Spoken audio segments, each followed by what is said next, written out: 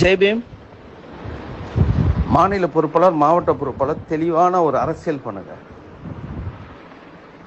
நாமக்கல்ல வேட்பாளர் கொங்கு நாட்டிலேருந்து யாரை கொடுத்துக்கிறாங்க. அவன் உதயசூரியன் சின்னத்தில் நிற்கிறான். அவன் ஜாதி வெறியன்றான். அப்போ அவன் நல்ல வேட்பாளர்னு தெரியும். அதை காட்டி நீங்கள் பிஎஸ்பிக்கு ஓட்டு வாங்கணும், பிஎஸ்பிக்கு ஓட்டு போடுன்னு கேட்கணும். அவனை காட்டி இதான் அரசியல். ஆனால் நீங்கள் அவன் வேட்பாளரை மாற்றணும்னு சொல்லிட்டு லெட்டர் அனுப்பிச்சு வேட்பாளர் மாற்றுறது வெற்றி. நீ அப்போ நல்ல வேட்பாளர்னா உதயசூரியன் சின்னத்துக்கு ஓட்டு போடுவீங்களா நீங்கள்? இப்போ என்ன அரசியல்? அரசியல் புரிதலே இல்லை. இதில் வேற ஃபேஸ்புக்கில் வேறு போட்டுன்னு பெருமை சேர்த்துனுக்கிறீங்க.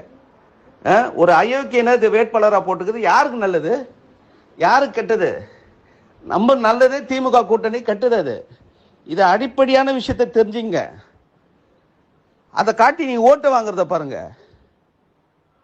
அதை விட்டு நீங்க இப்ப நல்ல வேட்பாளர் பட்ட திமுக ஓட்டு போறதுக்கு தயாராகிறீங்களா? பகுதியின் சொந்தங்களா, கட்சியில் இருக்கிறவங்களா திமுக ஓட்டு போட்டுருவீங்களா? அப்ப நல்ல வேட்பாளர் போட்டோம்னா ஒரு அடிப்படையான விஷயமே தெரியல உங்களுக்கு. இது என்ன அரசியல் ஒன்னும் புரியல. அவன் அயோக்கியன்றதால தான் நம்ம ஓட்டு கிடைக்கும். பிஎஸ்பிக்கு யானை சின்னத்துக்கு அயோக்கியனுக்கு ஜாதி வெறி பிடிச்சவனுக்கு ஏன் ஓட்டு போறீன்னு கேட்டு மக்கள்கிட்ட போய் ஓட்டு கேட்கலாம்.